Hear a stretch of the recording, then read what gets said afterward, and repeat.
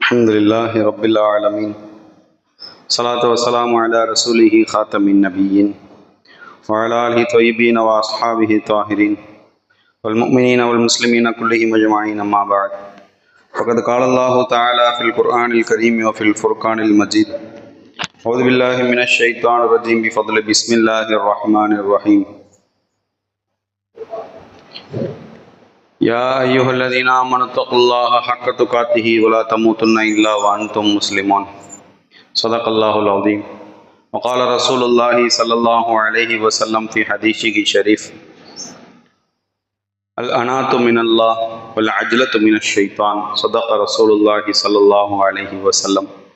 எல்லா புகழும் புகழ்ச்சியும் வல்லவனாகிய அல்லாஹ்வுக்கே உரித்தாகட்டும். அவனது சாந்தியும் சமாதானமும் பெருமானார் முஹம்மது ரசூலுல்லாஹ் ஸல்லல்லாஹு அலைஹி வஸல்லம் அவர்கள் மீதும், அவர்கள் பின்பற்றி வாழ்ந்த உத்தம சத்திய சஹாபாக்கள், தாபீன்கள், தபழ தாபீன்கள், வலிமார்கள், சுகதாக்கள், நாதாக்கள் நம் அனைவரின் மீதும் அல்லாஹ்வின் அன்பும் அருளும் என்றென்று நின்று நிலவட்டுமாக. ஆமீன். அல்லாஹ்வுடைய அளப்பெரும் கிருபையால் கண்ணியமான ஒரு ஜும்மாவுடைய நாளிலே நாம் எல்லாம் இங்கு ஒன்று கூடியிருக்கிறோம். அல்ஹம்துலில்லாஹ். அல்லாஹ்வுடைய அடியார்களே,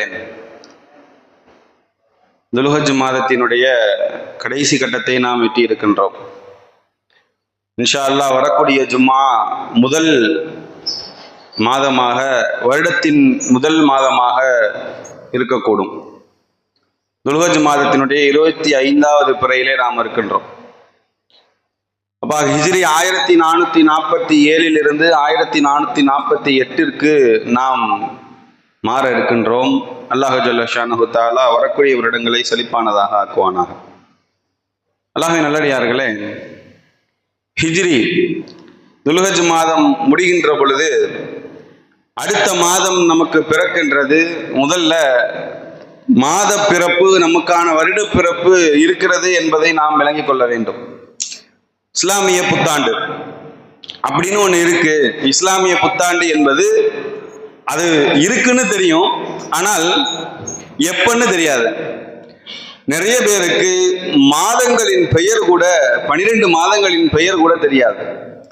மார்க்கத்தினுடைய, முஸ்லிம்களுடைய நிலை அந்த அளவுக்கு பலகீனமாக இருக்கிறது. எதனால் ஹிஜ்ரி உருவானது, எப்படி உருவானது, எப்படி ஹிஜ்ரத்தை வைத்து என்ன மாதிரியான பாடங்கள் நமக்கு இருக்கிறது என்பதையெல்லாம் இந்த ஜும்மாவுடைய நாளிலே நாம் சிந்திக்க கடமைப்பட்டிருக்கிறோம். அல்லாஹ்வின் நல்லடியார்களே, வருடம் கேலண்டர் என்று சொன்னாலே நமக்கு முதலாவதாக வருவது கிறிஸ்துவ கேலண்டர் தான். ஜனவரி, பிப்ரவரி வரக்கூடிய அந்த இங்கிலீஷ் கேலண்டர் தான் நமக்கு முதலாவதாக நம்முடைய சிந்தனைக்கு வருகின்றது. இன்று உலகம் முழுக்க ஆக்கிரமித்து இருக்கக்கூடிய கேலண்டரும் அதுதான். வருடத்தை கணக்கெடுக்கின்ற பொழுது, வருடங்களை கணக்கிடுகிற பொழுது ஏதாவது ஒரு முக்கிய நிகழ்வை வைத்து தான் வருடத்தை கணக்கிடுவது. அதுதான் வழக்கமும் கூட. உலகம் முழுக்க அதுதான் வழக்கம். நாம் இப்பொழுது நம்மளுடைய ஆண்டுகளை, வருடங்களை எப்படி கணக்கிட்டுக் கொண்டிருக்கிறோம் என்றால், இயேசு கிறிஸ்து என்று அவர்கள் சொல்லுகின்ற, ஈசா அலைஹிஸ்ஸலாம் என்று நாம் சொல்லுகின்ற கிறிஸ்தவ பிறப்பை வைத்து கிபி, கிமு என்ற கணக்கை கொண்டு நாம் ஆண்டுகளை கணக்கிட்டுக் கொண்டிருக்கிறோம். ஒரு வகையில் பார்த்தால் இஸ்லாமிய ஆண்டு, ஹிஜ்ரி ஆண்டு முதலாவதாக வந்ததா, அவர்களுடைய கேலண்டர் முதலாவதாக வந்ததா என்றால், கணக்கீட்டு அடிப்படையில் அவர்களது ஆண்டு, அவர்களுடைய அந்த கேலண்டர் முதலாவதாக வந்தது என்று சொல்லலாம். ஏன்னா கிறிஸ்துவ பிறப்பு என்பது நபி ஸல்லல்லாஹு அலைஹி வஸல்லம் அவர்களுக்கு முன்னாலேயே நடந்துவிட்டது. ஆனால் உண்மையில் சொல்ல போனால் இஸ்லாமிய ஆண்டு, இஸ்லாமிய மாதங்கள் என்று அல்லாஹ் சொல்லுகின்றானே குர்ஆனில், இந்த மாதங்கள் இஸ்லாத்திற்கென்று இருக்கக்கூடிய இந்த மாதங்கள் கிமு கிபு எல்லாம் கணக்கு கிடையாது. அதற்கு உண்மையிலே சொல்ல போனால் இஸ்லாமிய மாதங்கள் அல்லாஹ் தஆலா வானம் பூமியை படைத்த பொழுதே ஏற்படுத்தி விட்டார். அல்லாஹ் குர்ஆனில் சொல்லுகிறான், இன்ன இத்தத்த ஷுஹூர் இன்தல்லாஹி 12 ஷஹ்ரா. அல்லாஹ்விடத்தில் 12 மாதங்கள், மாதங்கள் என்பது அல்லாஹ்விடத்தில் மொத்தம் 12 மாதம் அப்படின்னு சொல்லிட்டு அடுத்த வார்த்தை அல்லாஹ் என்ன சொல்லுகின்றான், யௌம ஹலக ஸமாவாதி வல் அர்த். வானம் பூமியை படைச்சப்பதிலிருந்து, இன்னைக்கு நேத்து வரல, இங்க கிமு கிபி கணக்கல்ல, வானம் பூமியை படைத்ததிலிருந்து அந்த 12 மாதங்கள், முஹர்ரம், சஃபர், ரபீஉல் அவ்வல், ரபீஉல் ஆஹிர் என்று சொல்லுகிறோமே, இந்த 12 மாதங்கள் அல்லாஹ் மானம் பூமியை படைத்த பொழுதே கொண்டு வந்து வைத்து விட்டான். அப்ப அல்லாஹுடைய படைப்பின் அடிப்படையில நமது கேலண்டர் தான் முதலாவதாக வந்தது. உலகத்திற்கு முதலாவதாக ஒரு கணக்கீட்டை கொண்டு வந்தது நமது கேலண்டர் தான், இஸ்லாமிய கேலண்டர். சரி, அதற்கு பிறகு வந்த மக்கள் எப்படி காலத்தையும் நேரத்தையும் கணக்கிட்டார்கள் என்றால், காலத்தை அவர்கள் ஒரு குறிப்பிட்ட நிகழ்வை வைத்து கணக்கிடுவார்கள். இப்போது எப்படி கிறிஸ்துவ பிறப்பை வைத்து கணக்கிடுகிறார்களோ, அவர்கள் அந்த காலத்தில் இப்ராஹிம் அலைஹிஸ்ஸலாம் அவர்கள் காலத்தில் எப்படி கணக்கிட்டார்கள் என்றால், இப்ராஹிம் அலைஹிஸ்ஸலாம் அவர்கள் நெருப்பு குண்டத்தில் இருந்து காப்பாற்றப்பட்ட பொழுது என்ன நிகழ்வு, அந்த நிகழ்வு எப்போது நடந்ததோ அந்த வருடத்திலிருந்து கணக்கிட்டார்கள். கிறிஸ்தவ பிறப்புக்கு முன், கிறிஸ்தவ பிறப்புக்கு பின்னு சொல்றோம்ல, கிபி கிமு, அந்த மாதிரி இப்ராஹிம் அலைஹிஸ்ஸலாம் அவர்கள் காப்பாற்றப்பட்டதற்கு முன்பாக பின்பாக என்ற கணக்கீடு இருந்தது. அதற்கு பிறகு இஸ்மாயில் அலைஹிஸ்ஸலாமும் இப்ராஹிம் அலைஹிஸ்ஸலாமும் சேர்ந்து காபத்துல்லாவை கட்டினார்கள் அல்லவா, அந்த வருடத்தை வைத்து காபத்துல்லா கட்டப்பட்டதற்கு முன் பின் என்று கணக்கிடப்பட்டது.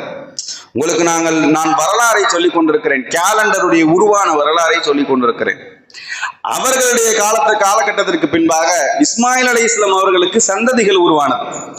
இஸ்மாயில் அலைஹிஸ்ஸலாம் மறைவுக்கு பிறகு வந்த சந்ததிகள்ல இஸ்மாயில் அலைஹிஸ்ஸலாமுடைய குடும்பத்துல மிக முக்கியமான ஒரு கஅப் இப்னு லுஅ்லு என்ற ஒரு மனிதர். இவருடைய பிறப்பு இறப்பை வைத்து அந்த நேரத்தில் காலத்தை கணக்கிட்டார்கள். அதற்கு பிறகு காபத்துல்லாவை இடிக்க வந்த ஆபரஹா என்ற ஒருவன் காபத்துல்லாவை இடிக்க வந்தான், அரசன். அந்த அரசனை அல்லாஹ் தஆலா தன்னுடைய ஆற்றலை கொண்டு விரட்டி அடித்த வரலாறை ஆமுல் ஃபீல் என்று நபி ஸல்லல்லாஹு அலைஹி வஸல்லம் அவர்கள் காலம் வரைக்க இந்த ஆமுல் ஃபீல், இந்த யானை ஆண்டு, அவன் யானை படையைத்தான் கொண்டு வந்தான். நமக்கு வரலாறு தெரியும், அதனால் நான் சுருக்கி சொல்லுகின்றேன். யானை படையைத்தான் கொண்டு வந்தான். அந்த யானை படையை கொண்டு வந்து தாக்கிய, அதற்கு பிறகு அந்த படையில் அவன் தோர்த்து போன வரலாறை, அந்த ஆண்டை யானை ஆண்டுக்கு முன் யானை ஆண்டுக்கு பின் என்று கணக்கிட்டு கொண்டார்கள். அதற்கு பிறகு அந்த அடிப்படையில் தான் நபி ஸல்லல்லாஹு அலைஹி வஸல்லம் அவர்கள் காலம் முதற்கொண்டு மார்க்கத்தில் ஆண்டுகள் கணக்கிடப்பட்டு கொண்டு வந்தது. நபி ஸல்லல்லாஹு அலைஹி வஸல்லம் அவர்களுடைய மறைவுக்கு பின்பாக உமர் ரலியல்லாஹு தஆலா அவர்கள் ஆட்சிக்கு வருகிறார்கள். அபூபக்கர் ரலியல்லாஹு அவர்களுக்கு பிறகு உமர் ரலியல்லாஹு அவர்கள் ஆட்சிக்கு வருகிற பொழுது உலகத்தின் 2/3 பங்கு இஸ்லாமியர்களுடைய ஆதிக்கம் அதிகரிக்கின்றது. உமர் ரலியல்லாஹு ஆட்சி காலத்துல தான் மிடில் ஈஸ்ட் ஃபுல்லா உருவானது. இன்னைக்கு நம்ம சொல்லுகின்றோமே மத்திய கிழக்கு நாடுகள், இந்த நாடுகள் எல்லாம் உமர் ரலியல்லாஹு ஆட்சி காலத்துல உருவானது. முஸ்லிம் நாடுகளாக உருவானது எப்ப வேணா உருவாயிருக்கலாம், முஸ்லிம் நாடுகளாக மாறியது அப்போதுதான். உமர் ரலியல்லாஹு ஆட்சி காலம் வந்ததற்கு பிறகு இந்த கால நேரங்களை கணக்கிடுவதற்கான தேவைகள் அதிகமானது. அபூ மூஸா அல்-அஷ்அரி ரலியல்லாஹு தஆலா அன்ஹு, ஏன்னா வருடம் இந்த வரலாறை சொல்ல வேண்டியது இருக்கு, மறந்துடுறோம். வருடம் ஹிஜ்ரி உருவானதற்கான வரலாறு, அது எவ்வளவு முக்கியத்துவம், அதிலிருந்து நமக்கு படிப்பினை என்ன என்பதை சொல்ல வேண்டிய கட்டாயத்திலே நாம் இருக்கின்றோம். அபூ மூஸா அல்-அஷ்அரி என்ற ஒரு சஹாபி, ஒரு குறிப்பிட்ட நாட்டிற்கு பிரதிநிதியாக அவர்கள் இருக்கிறார்கள், பொறுப்பாளராக இருக்கிறாங்க. அவர்கள் சொல்லுகிறார்கள், உமர் ரலியல்லாஹு ஒரு லெட்டர் எழுதுறாங்க. அமீருல் முஃமினீன் அவர்களே, உங்களிடத்திலிருந்து எங்களுக்கு நிறைய லெட்டர் வருது, கடிதங்கள் நிறைய வருகிறது. ஆனால் இதனுடைய டேட் என்னன்னு தெரிய மாட்டேது, எப்ப வந்துச்சுன்னு தெரியல. இப்படி இருக்கிற பொழுது இது பெரிய குழப்பத்தை ஏற்படுத்துகிறது. நமக்குன்னு ஒரு நாளை ஒரு கேலண்டரை நீங்க ஏற்படுத்துங்க என்று யார் சொல்லுகின்றார்? அபூ மூஸா அல்-அஷ்அரி ரலியல்லாஹு தஆலா அவர்கள் உமர் ரலியல்லாஹு கடிதம் எழுதுறாங்க. இந்த விஷயம் உமர் ரலியல்லாஹு பார்த்தவுடன் உடனே முடிவெடுக்கிறாங்க. சபை கூடுகிறது, உடனே முடிவெடுக்கிறாங்க, நமக்குன்னு ஒரு கேலண்டர் வேணும், இப்படியே போகக்கூடாது, நம்ம என்ன செய்யலாம் என்று முடிவெடுக்கிற பொழுது, எங்கிருந்து கணக்கு பண்ணலாம் என்று சொல்லுகிற பொழுது, யூதர்கள், பாரசீகர்கள், ரோமர்கள் எல்லாம் அவருடைய அரசர்கள் பிறப்பு இறப்பை வைத்து அவர்களுடைய ஆண்டுகளை கணக்கிட்டுக் கொள்கிறார்கள். அந்த மாதிரி நாமும் கணக்கிட்டுக் கொள்ளலாம். நபி ஸல்லல்லாஹு அலைஹி வஸல்லம் அவர்களுடைய பிறப்பு என்று சிலர் சொன்னார்கள். நபி ஸல்லல்லாஹு அலைஹி வஸல்லம் அவருடைய இறப்பிலிருந்தே சிலர் சொன்னார்கள். நபி ஸல்லல்லாஹு அலைஹி வஸல்லம் அவருடைய நுபுவத்து 40 வயசுல நபித்துவம் கொடுக்கப்பட்டது, அந்த வயசுல இருந்து அந்த ஆண்டிலிருந்து நாம் ஆண்டுகளை கணக்கிட்டுக் கொள்ளலாம் என்றெல்லாம் பல மஷூராக்கள் கொடுக்கப்பட்டது. அதிலே ஒரு மஷூரா கொடுக்கப்பட்டது, நபி ஸல்லல்லாஹு அலைஹி வஸல்லம் அவர்கள் ஹிஜ்ரத் செய்த ஆண்டை எடுத்துக்கொள்ளலாம். ஹிஜ்ரத் செஞ்ச அந்த வருடத்தை நபி ஸல்லல்லாஹு அலைஹி வஸல்லம் அவர்கள் சரியா தன்னுடைய 53வது வயதுல ஹிஜ்ரத் செஞ்சாங்க. அந்த வருஷத்தை நம்ம என்ன செஞ்சுக்கலாம், எடுத்துக்கொள்ளலாம் என்று சஹாபாக்கள் எல்லாம் ஒருமித்தமாக உமர் அலியினுடைய தலைமையில முடிவெடுத்ததற்கு பிறகு ஹிஜ்ரி ஆண்டு என்று முதல் ஆண்டு அன்றிலிருந்து கணக்கிடப்படுகிறது. இன்னைக்கு வரைக்கும் 1447 நடந்து கொண்டிருக்கிறது. இந்த ஆண்டினுடைய கணக்குகள் இதுவெல்லாம் நமக்கு மிக முக்கியமாக இஸ்லாமியர்களுக்கு அது தெரிய வேண்டும். நிறைய பேருக்கு என்ன செய்யறது இல்லைன்னு சொன்னா, இந்த ஆண்டினுடைய வரலாறும் தெரியறது இல்லை, அந்த ஆண்டு மாதங்கள் கூட தெரியறது இல்லை. பிறையை கூட நம்ம என்ன செய்ய வேண்டியதா இருக்கு, தேடுவதாக இருக்க வேண்டியது. மற்ற நாட்களுக்கெல்லாம் நமக்கு பிறையது நாளுடைய இன்னைக்கு என்ன டேட்டுன்னு நமக்கு நல்லா தெரியும், என்ன மாதம் என்ன டேட்டுன்னு தெரியும். ஆனால் இஸ்லாமிய மாதத்திற்கு அந்த டேட்டுகள், அந்த மாதத்தினுடைய கணக்கீடுகள் தெரியாமல் இருப்பது ஒரு பலகீனம். சரி, ஹிஜ்ரத்தை ஏன் தேர்ந்தெடுத்தார்கள்? அது சொல்லுகின்ற பாடம் என்ன? ஹிஜ்ரத் என்பது ஒரு சாதாரண ஒரு விஷயம் அல்ல. ஹிஜ்ரத் என்ன என்பதை நான் சுருக்கமாக சொல்லிவிடுகின்றேன். நபி ஸல்லல்லாஹு அலைஹி வஸல்லம் அவர்கள் இஸ்லாத்தை ஏற்றுக்கொண்டு ஒரு முஸ்லிமாக நபியாக தன்னுடைய பணியை மேற்கொண்டு கொண்டிருக்கிறார்கள். மதீனா மக்காவில தான் பிறக்கிறாங்க, மக்காவில தான் தன்னுடைய பணிகளை செய்கிறார்கள். முஸ்லிம்களாக இருக்கிறவர்களுக்கு நிறைய தொல்லை கொடுக்கப்படுகிறது. ஒரு சிறிய சமுதாயம் தான், நிறைய தொல்லை கொடுக்கப்படுகிறது. பல இன்னல்களுக்குள்ளாகின்றார்கள். எல்லா கஷ்டத்திற்கும் பிறகும், எல்லா துன்பத்திற்கும் பிறகும் அவங்க ஒரு முடிவெடுக்க வேண்டிய ஒரு சூழ்நிலை வருகிறது. இந்த ஊரு நமக்கு தகுதியான ஊர் அல்ல, இந்த ஊர் நமக்கு ஏதுவான ஊர் அல்ல, நிறைய எதிரிகள் நமக்கு இருக்கிறார்கள், இந்த ஊரை விட்டு நம்ம வேற எதுக்காவது போகணும்னு முடிவெடுத்த பொழுது ஊரில் இருக்கக்கூடிய எல்லா பொருள்களையும் விட்டுவிட்டு பயணத்துக்கு தேவையானது எதுவோ அதை மட்டும் எடுத்துக்கொண்டு, சொந்த வீடோ வியாபாரமோ பொருட்களோ எல்லாத்தையும் விட்டுட்டு தனக்கு தேவையான, அதாவது பயணத்திற்கு தேவையானதை மட்டும் எடுத்துக்கொண்டு ஒரு சமுதாயம் மக்காவிலிருந்து மதீனாவுக்கு சென்ற வரலாறு தான் ஹிஜ்ரத் வரலாறு. காஃபிர்கள் போட்டு பாடப்படுத்துறாங்க, காஃபிர்கள் வாழ வரல, முஸ்லிம்களாக வாழ விடவில்லை. அந்த பிரச்சனைகள் வருகிற பொழுது முஸ்லிம்கள் அந்த ஊரை விட்டு, மக்காவை விட்டு மதீனாவுக்கு புலம்பெயர்ந்து செல்லுகின்ற இந்த வரலாறு தான் ஹிஜ்ரத் வரலாறு. ஏன் இந்த விஷயம் மிகப்பெரிய அளவுல பேசப்படுகிறதுன்னு சொன்னா, இது சாதாரண ஒரு வரலாறு அல்ல. மார்க்கத்திற்கு உயிரை தந்த, உயிரோட்டிய ஒரு வரலாறு. அது ஒரு மாற்றத்திற்கான வரலாறு. இஸ்லாமிய மார்க்கம் உலகெங்கிலும் பரவுவதற்கு மிகப்பெரிய அடிநாதமாக இருந்த வரலாறு ஹிஜ்ரத்தினுடைய வரலாறு. நபி ஸல்லல்லாஹு அலைஹி வஸல்லம் அவர்கள் இந்த ஹிஜ்ரத்தை மேற்கொண்டதற்கு பின்னால் நிறைய பாடங்கள் நமக்கு இருக்கிறது. அதுல முதல் பாடம் நபி ஸல்லல்லாஹு அலைஹி வஸல்லம் அவருடைய நிதானம். என்ன நிதானமா இருந்தாங்கன்னா, எவ்வளவு இன்னல்கள் வந்தாலும் அவசரப்பட்டு எந்த முடிவும் எடுக்கல. நபி ஸல்லல்லாஹு அலைஹி வஸல்லம் அவரிடத்துல ஒருவர் வந்து சொல்லுகின்றார், நபியே, காஃபிர்கள் எங்களை போட்டு ரொம்ப தொந்தரவு செய்யறாங்க, எங்களை போட்டு ரொம்ப வேதனை செய்கின்றார்கள், நிறைய பண்ணாங்க. பிலால் ரலியல்லாஹு அன்ஹு அவர்களை பாலைவனத்தில் போட்டு புரட்டி எடுத்தது, வெயிலில் போட்டு புரட்டி எடுத்ததிலிருந்து யாசிர் ரலியல்லாஹு தஆலா அன்ஹு, அம்மார் இப்னு யாசிர் ரலியல்லாஹு தஆலா அன்ஹு, சுமையா ரலியல்லாஹு தஆலா அன்ஹா போன்றவர்களை எல்லாம் பல விதங்களில் கொடுமை செய்த அந்த வரலாறுகளை எல்லாம் எடுத்து பார்க்கிற பொழுது, இப்படியெல்லாம் கொடுமை செய்த பொழுது ஒரு நபர் வந்து சொல்லுகிறார், நபியே, இப்படி கஷ்டப்படுத்துறாங்க, ஏதாவது ஒரு முடிவெடுங்க, இந்த மாதிரி செய்யணும் என்று நபி ஸல்லல்லாஹு அலைஹி வஸல்லம் இடத்துல சொல்லி துவா செய்ய சொல்றாங்க. துவா செஞ்சு ஏதாவது ஒன்று முடிவெடுங்கன்னு அந்த சஹாபி நபி ஸல்லல்லாஹு அலைஹி வஸல்லம் இடத்துல சொன்ன பொழுது நபி ஸல்லல்லாஹு அலைஹி வஸல்லம் ஒரு சின்ன விஷயத்த சொன்னாங்க. நமக்கு முன்னோர்கள் நிறைய பேர் முஸ்லிம்களாக இருந்திருக்கிறாங்க. அவர்களில் இஸ்லாத்தை ஏற்றவர்களுக்கு நிறைய இன்னல்கள் இது போல கொடுக்கப்பட்டிருக்கிறது. சதைக்கும் எலும்புக்கும் மத்தியில் இருக்கக்கூடிய அந்த இடங்கள் கத்தரிக்கோள்களால் கத்தரிக்கப்பட்டிருக்கிறது. ஒரு சிலருடைய தலையிலிருந்து கால் வரை ரம்பத்தால் இரண்டு பாகங்களாக பிளக்கப்பட்டிருக்கிறது இஸ்லாத்தை ஏற்றதற்காக. அந்த கஷ்டத்தெல்லாம் அனுபவிச்சிருக்கிறாங்க. நம்ம பொறுமையா இருப்போன்னு நபி அவர்கள் இருந்த பொறுமை ஒண்ணு. இரண்டாவது பாடம் என்னன்னா, நபி ஸல்லல்லாஹு அலைஹி வஸல்லம் அவர்கள் அதற்கு பிறகு அல்லாஹ்வுடைய அனுமதி வந்ததற்கு பிறகு அவர்கள் செய்த பிளான், ப்ராப்பரான ஒரு திட்டமிடுதல் பெருமானார் ஸல்லல்லாஹு அலைஹி வஸல்லம் அவர்களிடத்தில் இருந்தது.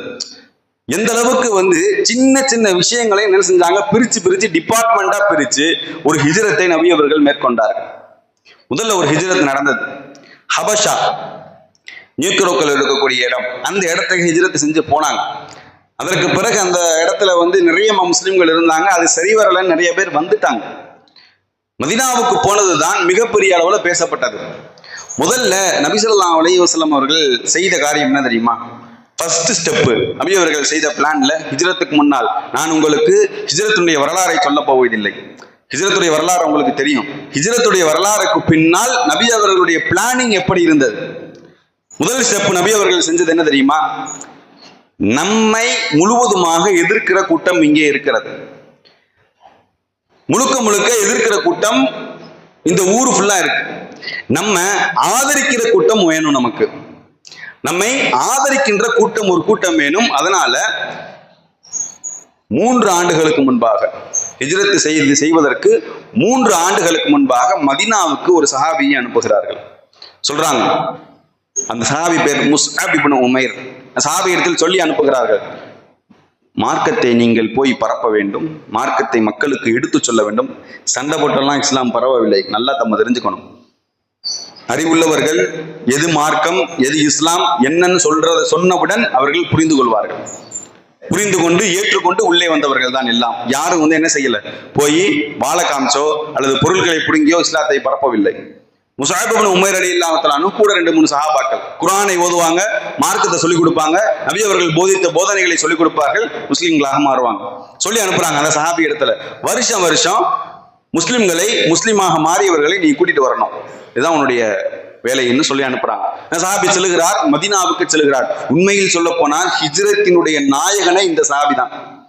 நிறைய விஷயங்கள் ஹிஜ்ரத்துக்கு பின்னால் மறைந்திருக்கிறது. அதுல மிக முக்கியமான விஷயம் யாருன்னா இந்த சஹாபி முஸ்அப் இப்னு உமைர் ரலியல்லாஹு தஆலா. முதல்ல என்ன செய்யறாங்க, போகிறார்கள். 7 பேரை என்ன செஞ்சாங்க, முஸ்லிம்களாக கூட்டிட்டு வந்தாங்க.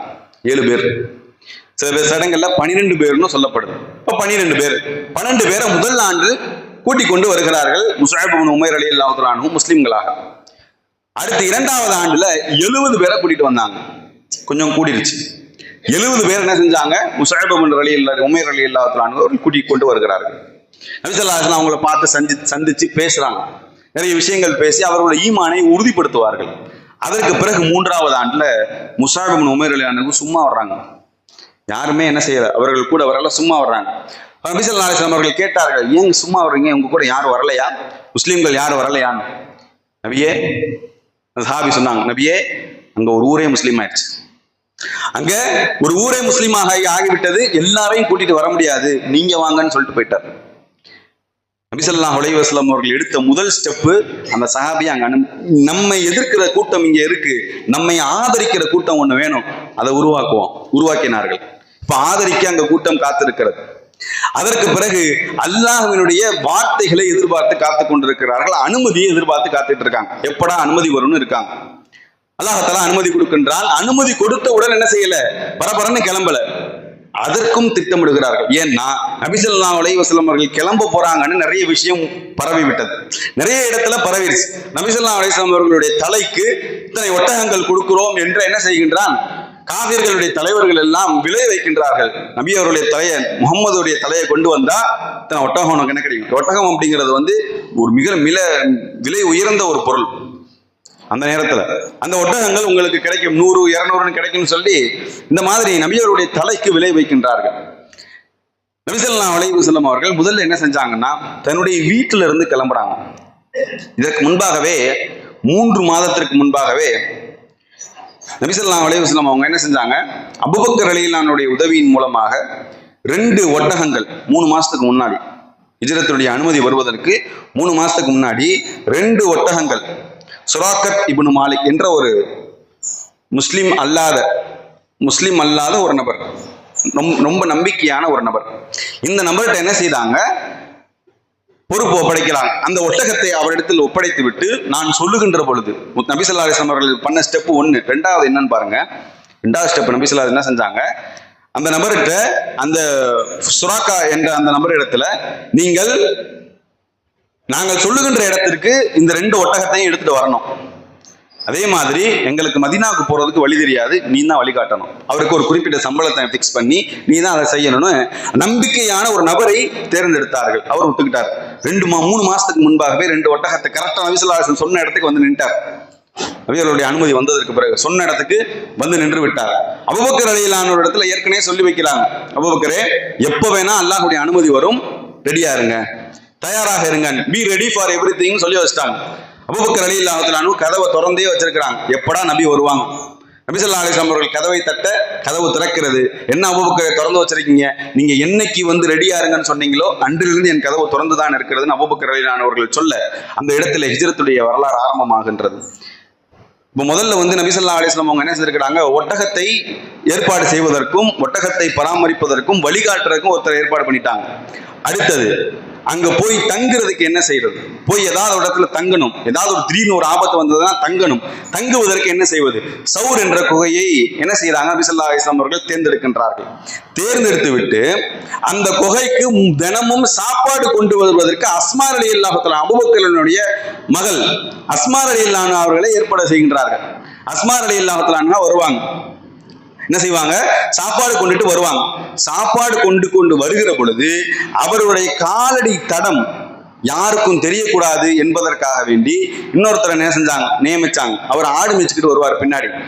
அவர் பேர் ஆமிர் இப்னு ஃபுஹைரா. அவர் என்ன செஞ்சாங்க, அஸ்மா ரலியல்லாஹு அவர்கள் வந்ததற்கு பின்னால் நீ ஆடு மேய்ச்சிக்கிட்டு வரணும், ஆடு மேய்த்து கொண்டு வரணும். அந்த ஆடுகள் மேய்ந்ததற்கு பிறகு அந்த காலடி தடம் எதுவும் தெரியாது, ஆடு மேய்ஞ்ச காலடி தடம் மட்டும் தான் தெரியும். இவர் என்ன செய்வாரு, 3 நாட்களும் அஸ்மா ரலியல்லாஹு சாப்பாடு கொண்டு போக இவர் என்ன செய்வார், பின்னாடி போய் அந்த ஆடுகளை மேய்ச்சி அந்த காலடி தடத்தை அழிப்பார். அதற்கு ஒரு பிளான் வச்சிருந்தாங்க. 4வது நபி ஸல்லல்லாஹு அலைஹி வஸல்லம் அவர்கள் செய்த பிளான்கள்ல அடுத்து ரொம்ப முக்கியமானது என்ன செஞ்சாங்க அப்படின்னா, தான் வீட்டை சுற்றி காபிர்கள் சுத்து போட்டாங்க.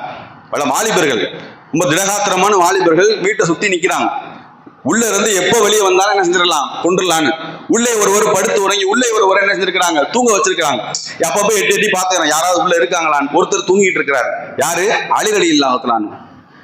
நான் இங்கே இருக்கிற மாதிரியே இருக்கட்டும், இவங்க எல்லாம் இங்கேயே நிக்கட்டும், நான் கிளம்பி முதல்ல போயிடுறேன்னு சொல்லி நபி ஸல்லல்லாஹு அலைஹி வஸல்லம் அவர்கள் கிளம்பி போயிட்டு அலி ரலியல்லாஹு தஆலா அவர்கள் அங்க படுக்க வச்சிட்டாங்க. அது மட்டும் இல்லாமல் ஒரு ஒரு ஒரு நல்ல மனிதராக நபி ஸல்லல்லாஹு அலைஹி வஸல்லம் என்ன வேலை செஞ்சாங்கன்னா, ரொம்ப முக்கியமானது, அலி ரலியல்லாஹு தஆலா சொல்லி அனுப்பினாங்க. நான் சில பேர் இடத்துல கொடுக்கல் வாங்கல் இருக்கிறது எனக்கு, அந்த கொடுக்கல் வாங்கலை எல்லாம் நீ என்ன செய்யணும், ப்ராப்பரா செஞ்சு முடிச்சுட்டு இந்த இடத்துல படுத்துக்க, அல்லாஹ் பாதுகாப்பான், நீ படுத்துக்கன்னு என்ன செய்யறாங்க சொல்றாங்க. உள்ளே ஒருவர் படுத்திருக்கிறார், கட்டில்ல படுத்திருக்கிறாரு, சுத்தி என்ன செய்யறாங்க 100 பேர் கொல்லுவதற்கு காத்திருக்கிறார்கள்.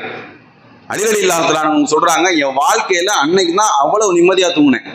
வேற என்னைக்கும் சுற்றி இவ்வளவு பேர் இருக்கிற பொழுது, என்னோட உயிர் பயம் இருக்கிற பொழுதுதான் அன்னைக்கு அவ்வளவு நிம்மதியாக நான் தூங்கினேன் என்று அலி ரலியல்லாஹு தஆலா அவர்கள் சொல்லுகிறார்கள். இப்ப என்ன நடக்குதுன்னு சொன்னா, நபி ஸல்லல்லாஹு அலைஹி வஸல்லம் அவர்கள் இவ்வளவு விஷயங்களையும் செய்கின்றார்கள், இவ்வளவு விஷயத்தையும் செய்யறாங்க. செஞ்சு முடிச்சுட்டு இவ்வளத்தையும் ப்ராப்பரா பிளான் பண்ணி முடிச்சுட்டு நபி ஸல்லல்லாஹு அலைஹி வஸல்லம் அவர்கள் அந்த குகையில இருக்கிற பொழுதுதான் லா தஹ்சன் இன்னல்லாஹ மஅனா, கவலைப்படாதீங்க அல்லாஹ் நம்மோடு இருக்கிறான்னு சொல்றாங்க. நம்ம தவக்குல் என்பதனுடைய அர்த்தம் என்னன்னா, அல்லாஹ்வை நம்புவது, கண்மூடித்தனமாக அல்லாஹ்வை நம்புவது. ஆனால் நம்புவதற்கு பின்னால் நாம் நமக்கான சில தயாரிப்புகளை வைத்துக் கொள்ள வேண்டும் என்றதையும் இந்த ஹதீஸ், இந்த வார்த்தைகள் நமக்கு விளக்குகிறது. என்னன்னா, நபி ஸல்லல்லாஹு அலைஹி வஸல்லம் இடத்துல ஒருவர் கேட்கிறார், நபியே தவக்குல் வைக்க சொல்றீங்க, அல்லாஹ்வை நம்ப சொல்றீங்க, எப்படி அல்லாஹ்வை நம்புவது? நான் வீட்டில இருந்து வருகிற பொழுது, பள்ளி வாசலுக்கு வருகிற பொழுது ஒட்டகத்தை கட்டி வச்சுட்டு, அதாவது பள்ளிக்கு வெளியே ஒட்டகத்தை கட்டி வச்சுட்டு அல்லாஹ்வை நம்பவா, அல்லாஹ் அதை பாதுகாப்பான்னு நம்பவா, இல்ல ஒட்டகத்தை கட்டி வைக்காம அல்லாஹ் அதை பாதுகாப்பான்னு நம்பவான்னு சொன்னா, நபி ஸல்லல்லாஹு அலைஹி வஸல்லம் என்ன செஞ்சாங்க, ஒட்டகத்தை கட்டி வச்சுட்டு அல்லாஹ் அதை பாதுகாப்பான்னு நம்பு. யாராவது கழட்டிட்டு கூட போயிடலாம்ல, ஆனால் கட்டி வச்சு உனக்கான ஒரு ஏற்பாடை செய்து விட்டு அதற்கு பிறகு அல்லாஹ்வை நம்பு அப்படின்னாங்க.